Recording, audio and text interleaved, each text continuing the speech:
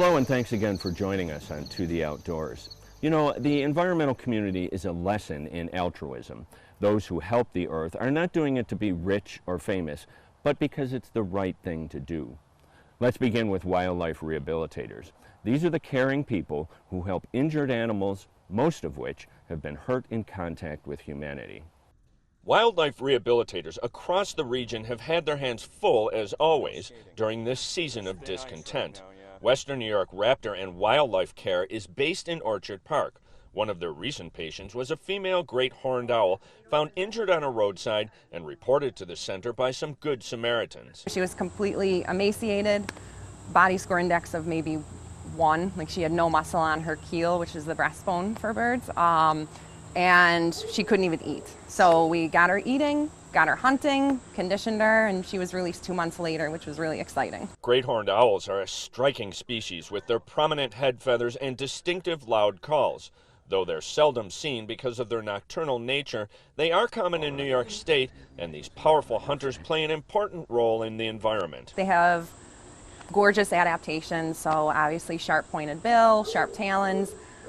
They're going to be controlling rodent populations in fields, forests, things like that. So very important control for rodent populations, yeah. The center's mission is multifaceted.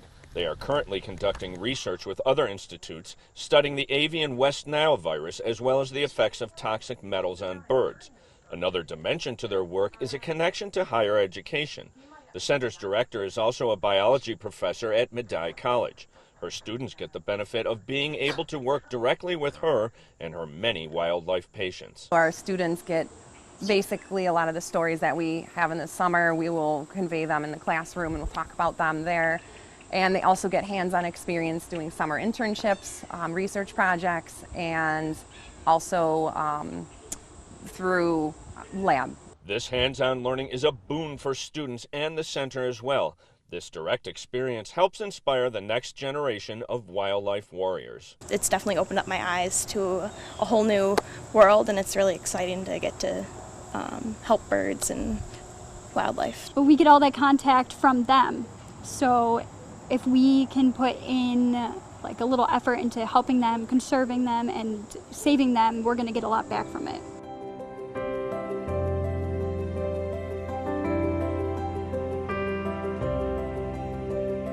White-tailed deer are common throughout western New York. Though much of their natural habitat has been altered or lost due to human development, they've still managed to adapt and thrive. Of course, the fact that they live so close to us means that deer-human conflict is inevitable, and thus the need for wildlife rehabilitators to care for deer should it be required. Fuzzy Fawn Wildlife Rescue began in an effort to fill that demand. We're the problem. We are. And with deer, we have a lot, population's huge, but we also keep taking the land they're living on. So, you know, they were there first, and now you've just built your house. They don't know you just spent all that money on that expensive landscape. It's their food. This time of year, deer are raising young fawns, and that frequently happens near human habitation, which often puts them in jeopardy. Because people take fawns. Some do it accidentally, but some take it because they're cute and they just want to bottle feed.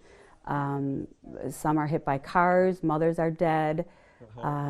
Like I said, dog attacks, coyote, fox attacks. Fawns are usually left alone while their mother stands guard a distance away.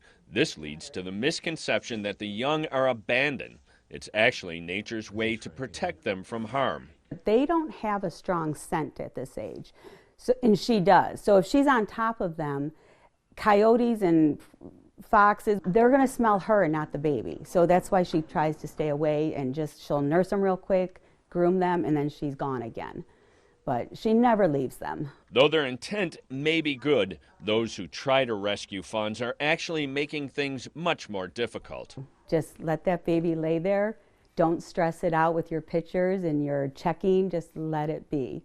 And Mom's back. The Fawns in Fuzzy's care will remain so until the fall, and she says that there's no better feeling than watching them return to the wild. I release them where they belong. I release them in the country, in the forest, everywhere where they belong. And she leaves us with this advice. Call before you touch. That is most important. And like I said, the SPCA wildlife number is huge.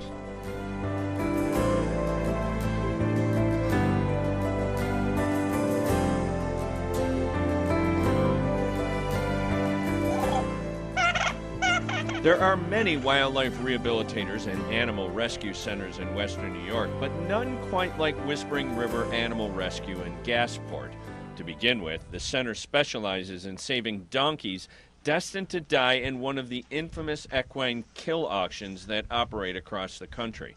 The auctions send the donkeys and horses to Mexico and Canada for slaughter for human consumption. We are competing against the price of meat for these guys, so it is not a nice place. I don't think that the animals are fearful. There's some of them that they're taken care of to a kill auction standard, but there's other ones that it's a complete nightmare. Isn't he perfect? The doomed donkeys find a new home at the center and are available for adoption to a forever home. Of all the farm animals, and I mean, I've been around horses, they are so much more compassionate. There's so much more of their soul. But it's not a one-way street at Whispering River. The liberated donkeys return the favor to the farm's workers, all of whom are volunteers, and many have struggled with issues such as substance abuse and depression.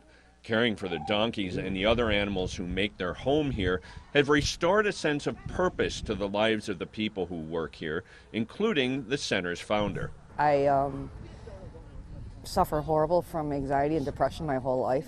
When I started, I thought, maybe I could rescue humans. The animals are going to sense that.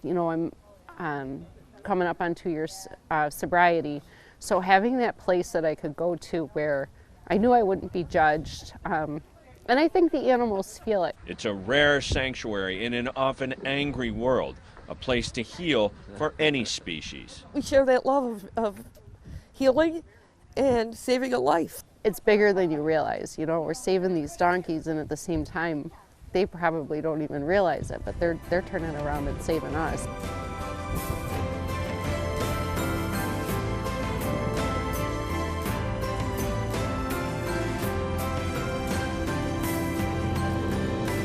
If you think that one person can't make a difference, think again. These next people show us that individuals can have an impact as well as provide us all with inspiration. As we hike through our journey of life, we often find people that inspire us. In the environmental community, there are many who epitomize altruism and accomplish so much just because it's the right thing to do. Westside septuagenarian Stephanie Bergash is one of those examples. Part of the reason she first came to Buffalo in the 60s is the same reason many have fled, and another is our wealth of trees. Because I love snow. And when I got here, the elms were 100,000 plus, were every place. I'd never seen, it looked just like the children's books I read, and that's why I stayed. Though her beloved elms are now gone, destroyed by Dutch elm disease, her love for trees still thrives. One of her first tasks was to help the city forester at the time to replant trees on her new street. He and I worked together, and we put almost 70 trees on St. James Place, and if you go down and hear the story, you'll say, how did these big trees get to be that story? But they did. These days, she's a volunteer for Retree Western New York, the brainchild of founder Paul Maurer, himself an inspiration. Retree sprang from the disastrous October surprise storm of 2006, which damaged thousands of trees. Maurer and scores of volunteers have since replanted over 30,000 trees, and Stephanie was helping right from the beginning. I got trees from him, so I had to get a truck to pick them up, and then it went out in snow, and then people always come out and say, those trees are not going to live, they're going to die and things, and you just keep going on through. And then you get thanked for them too, but you just keep planting them. The tireless tree planter is an example that age should not be a deterrent to doing what needs to be done. It hooks you back into the newness of everything. Planting a tree seems a simple act, but from that grows both a legacy and a hope for the future. You plant one tree, and you're connected to the undeforesting the world. You are connected into the future as being an environmentalist. It's such a great act that you can just do one thing.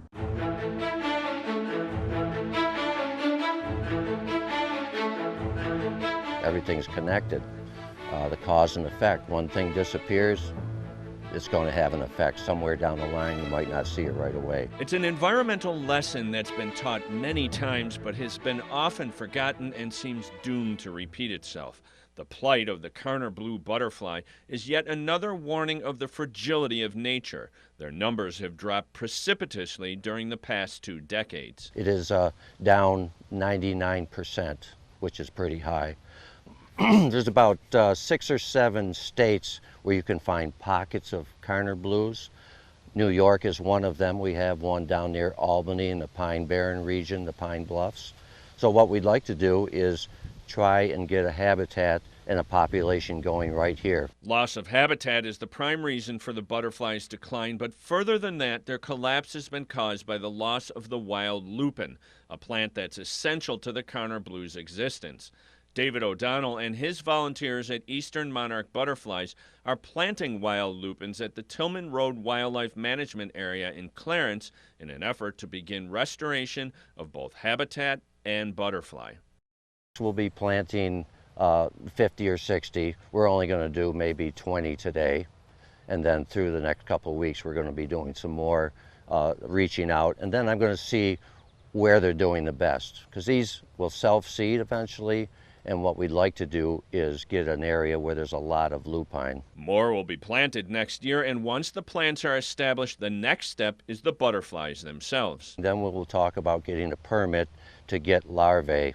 But the first step is to see how the lupine goes and to get it a good stand going here. Then soon, the Karner blue butterfly will return to Western New York for future generations to marvel at and learn from. A reminder of both the interdependence and the resilience of nature. I know it's a small blue butterfly, and people say, well, what the heck? What's the difference? We got plenty of other butterflies. But that's the beginning of a decline of a species or a society like us. It starts with the small things, not the big things.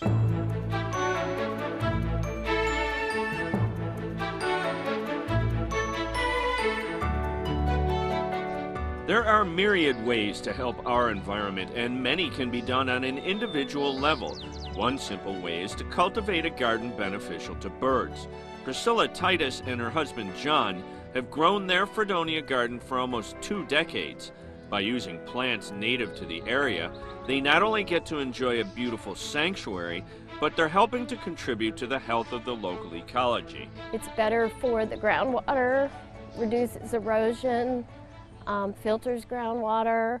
It supports our natural native insect populations, which in turn feed birds, small rodents, many other mammals, and it works all the way up the food chain. The gardens promote species diversity as opposed to the typical lawn, which is essentially a monoculture. It's just one monoculture of one species of grass, and we keep it cut so low that it doesn't even produce seeds. So then you have to go buy seeds to keep the lawn regenerating itself.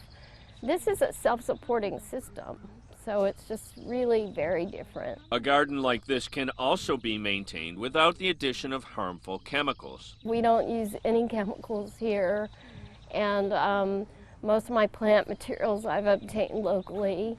So we spent very little money on this yard. We do spend time because we enjoy it, but I don't think more time than people who mow 10 acres of lawn. Feeders can be added for the birds in the winter when it's needed most, and nesting boxes can attract migratory birds in the summer.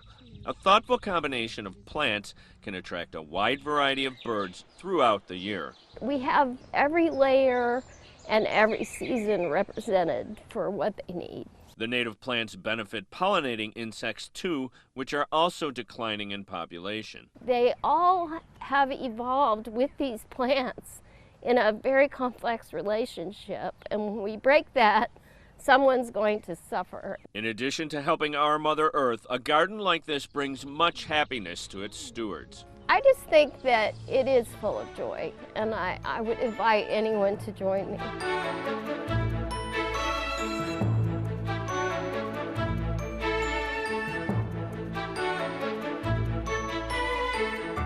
New York is home to two fox species, the red and the gray fox.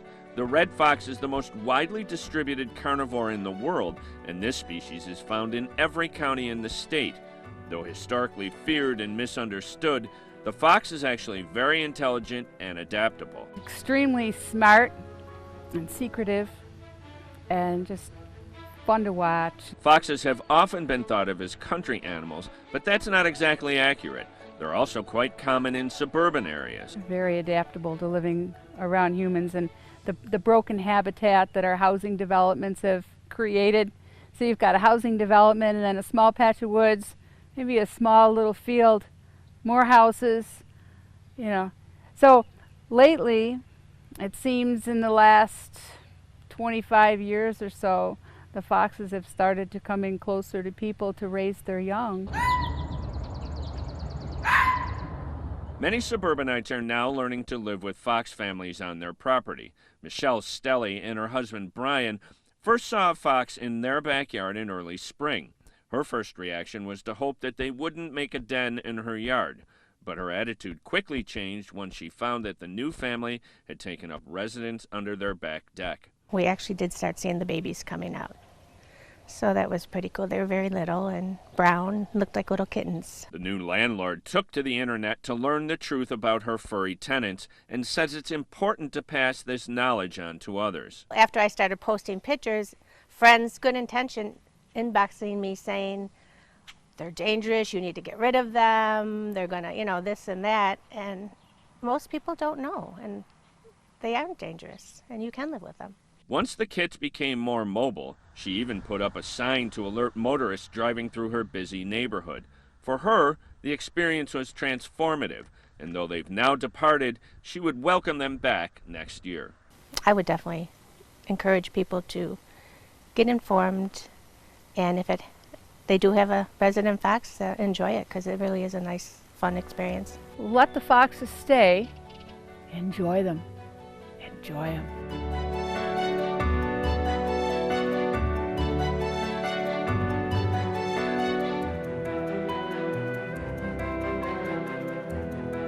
In this segment, we'll take a look at some groups that are making a big impact on their communities. The Seneca Nation long ago had their food traditions altered by Western society's influence.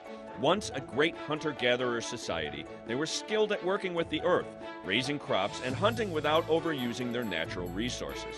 Colonization changed many of their methods, but the traditional ways were never completely lost.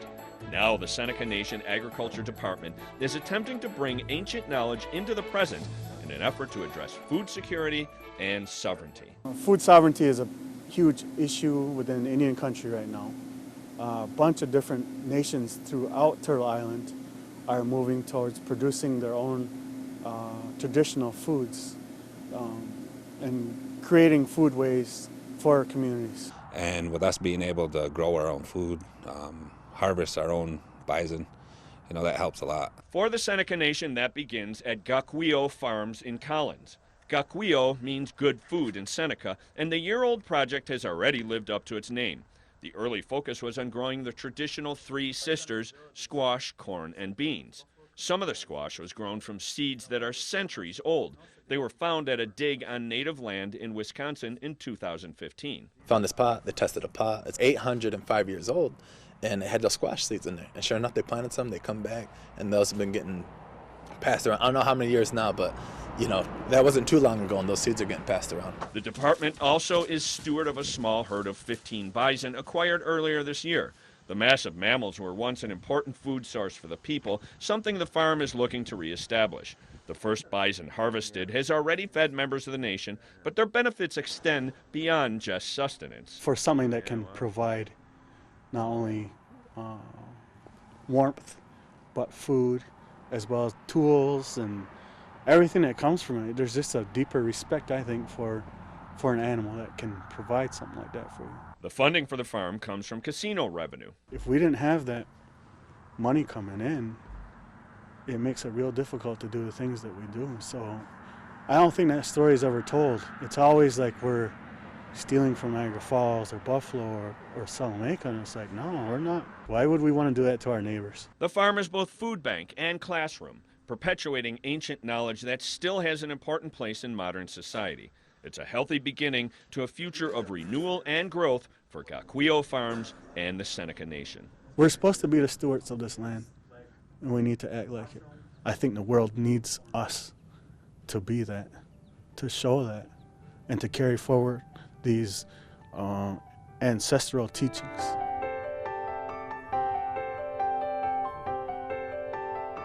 With spring upon us, what better way to celebrate the season than a hike in the woods? A solo hike can be great, but the shared adventure of hiking with a group can bring a lot of added perspective.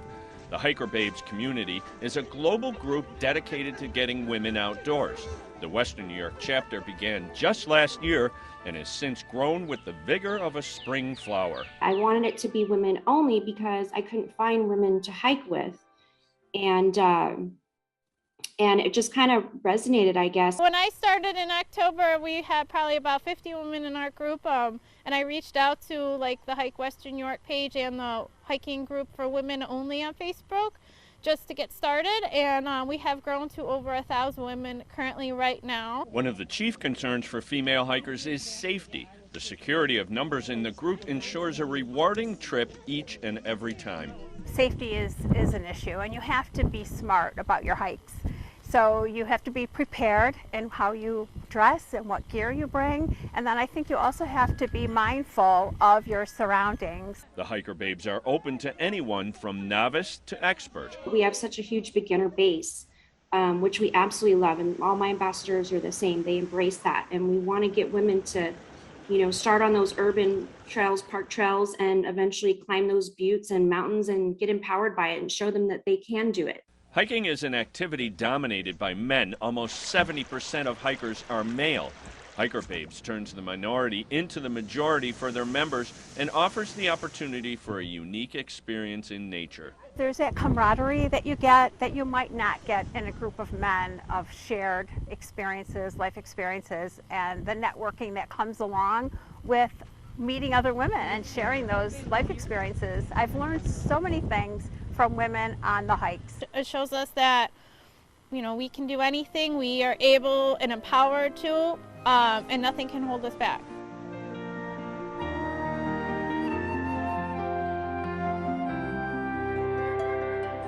Urban farming has grown in popularity over recent years. According to the journal Sustainability, the practice has increased by 30% over the last 30 years. There are several urban farms growing in Buffalo.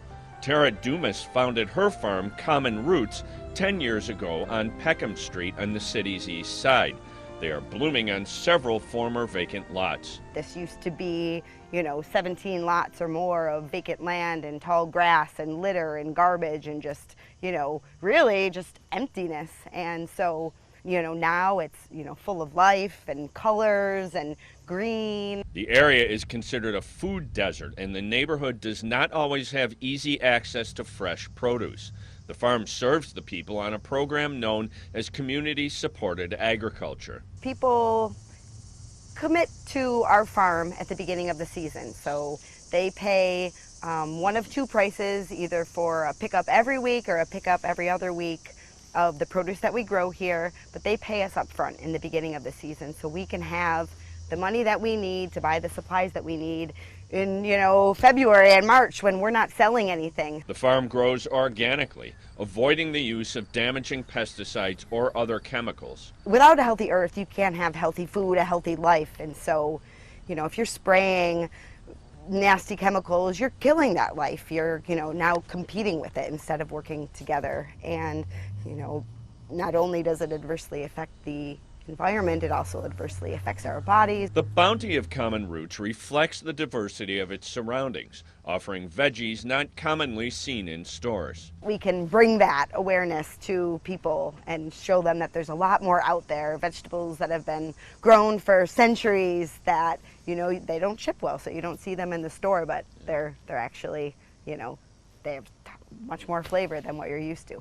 The farm's founder also lives in the community they serve and knows her neighbors appreciate what they do. We do get people saying, wow, I remember seeing this 5 years ago. It's incredible, what it looks like now. And yeah, I feel like we have earned our respect and our place in this community.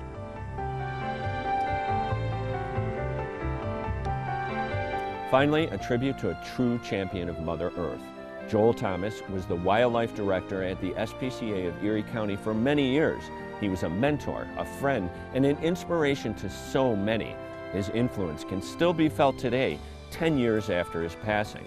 Here's a look at Joel's impact through his dedication and his compassion. Joel Thomas' official title at the Erie County SPCA was Wildlife Administrator and Veterinary Technician. A long title to be sure, but as titles so often do, it fails to even come close to describing Joel as a person. He was a true Renaissance man, musician, environmentalist, author, husband, and father. It seemed to those who knew him that Joel could do it all. And although he left us at far too early an age, his spirit will live on with the many people whose lives he touched. He had a wonderful church family. His daughter, his wife, his son, he had an amazing family life too. Then you look at professionally here at the SPCA, all that he did, it wasn't just a job. All that he did to impact the lives of people, and especially the lives of wildlife here. At the memorial, people pointed out about how often he would just sit and let you spill your guts, and then he would come up with the right answer. And he was like that. You know, he loved animals and was great with people. Most people get into the animal field because they don't want to deal with people, and he was one of the people that took both in stride. Joel's sense of humor was one of his most remarkable traits, and as it was with all of his life, it was a gift he used to teach others. His sense of humor, that was another personality trait of Joel's that was so contagious. He just taught us not to take things too seriously. Great sense of humor. He would just tell crazy stories. He was, out of anything, he was an incredible storyteller, and he would just share his experiences but twist them around so it was in the form of a story, and he always came up with crazy voices to match the characters. Perhaps Joel will be remembered most for his passion. It seemed to pervade everything he did, and he was one of those rare people that could transform others through the depth of that passion. There was something about Joel, even if you never met him, in person, but you saw an interview on TV or you heard him on the radio, his passion was contagious. It literally jumped off the screen or came right through the radio waves. But you become passionate because his passion was so contagious.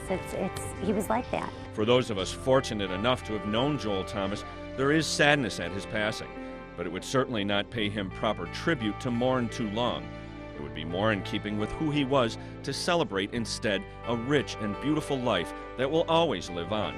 That life, an amazing legacy left behind for those who survive him. He wanted to teach people and wanted to make sure that his work and everything that he's done wasn't lost, and so he wrote a great book about living with animals and living with nature, and that was a great way for him to get his story out and teach people how to coexist with nature.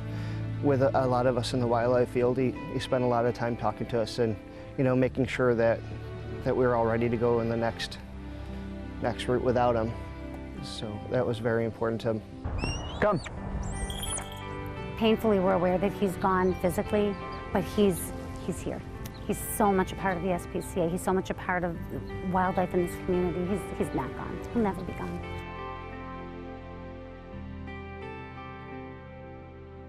It can be overwhelming to look at all the problems we've caused for our planet and wonder if we can make changes on time.